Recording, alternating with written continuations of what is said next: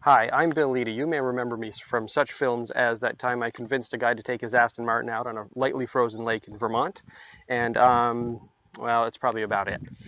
You may also have scrolled past a few of my articles on autotrader.com/oversteer while trying to find what basket case Tyler Hoover has bought next. Today, it's just me attempting to make a video by myself, and it's going to be about my 1999 Porsche 911. You may have come across a couple of articles from last year about the car and when I purchased it and some of the adventures we took in it. But being Vermont in November, I had to put it away into storage while this happened. But near the end of April, the weather had finally stayed above freezing long enough that I felt comfortable getting it out. So I dug back into where it was stored, and this is what happened. All right, moment of truth. What'd I do with the key? Aha! Found it. Here we go.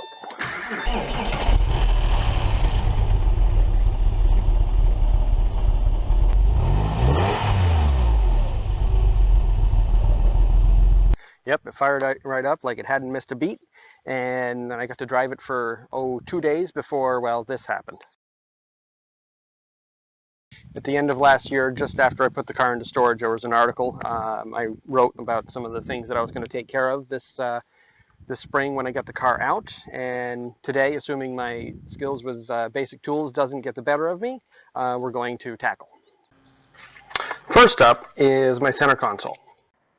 Now, we all know how a center console works. You push a button, or you lift a lever, or whatever, you raise it up, you take out what you need, like for instance some chapstick, and then you close it. Easy enough. In the 911, however, it works a little differently. Here, it's push the button, shield your eyes and lift, hope for the best. Then you remove what you need, like this tin of Altoids. And then, like a mousetrap, gingerly closing it, use just the right amount of force, dexterity, and a degree in physics. And then slowly, you walk away.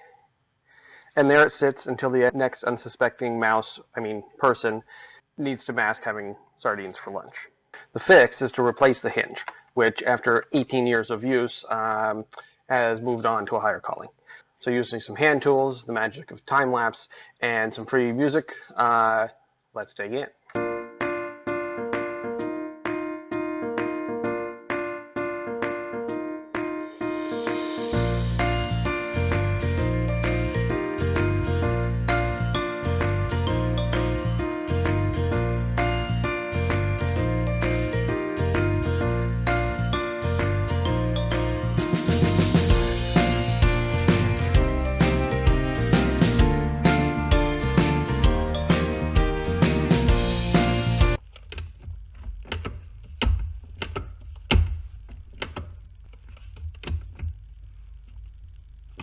The second thing I want to tackle today is the convertible top. Now, at the moment, it has 3 issues. One is this little piece right here. There you go, this piece right here.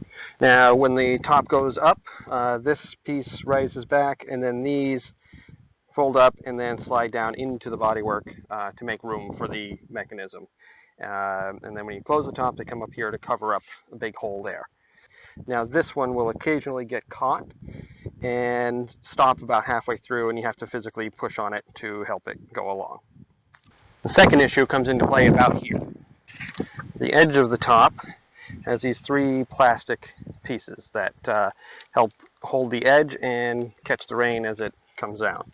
What will happen when it starts to come up, it comes up over this one instead of under it. So you have to stop the top about 7/8 of the way through and slide that under there like that, and then finish closing the top.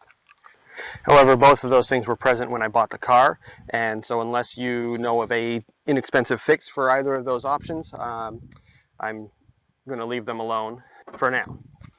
What I do want to address today is this latch. Inside, there's a micro switch, which gets tripped when this arm comes up here and pushes in on it.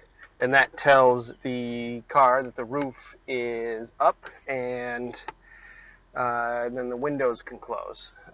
However, what's happening in mine is this.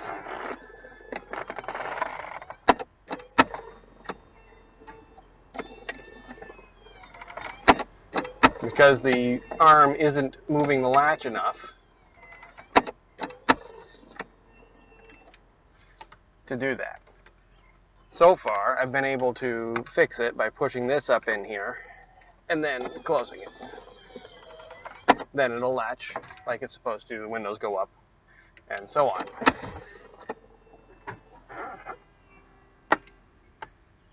I'm hoping that I can take this off and put something on that micro switch somewhere that will allow it to move further and catch, and then I don't have to spend a bunch of money replacing that, at least not yet. So,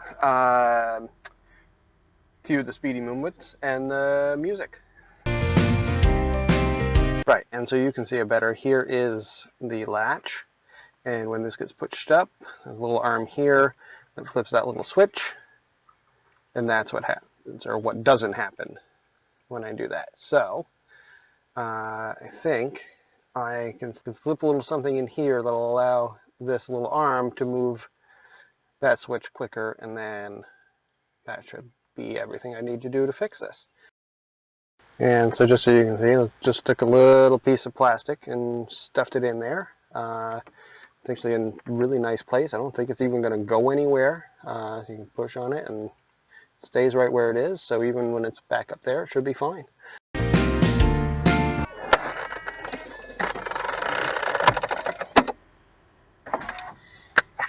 And it worked. Well, that's about all I have for you today. In the future this summer, the windshield is going to get replaced because it is very badly pitted and can be difficult to see out of at night.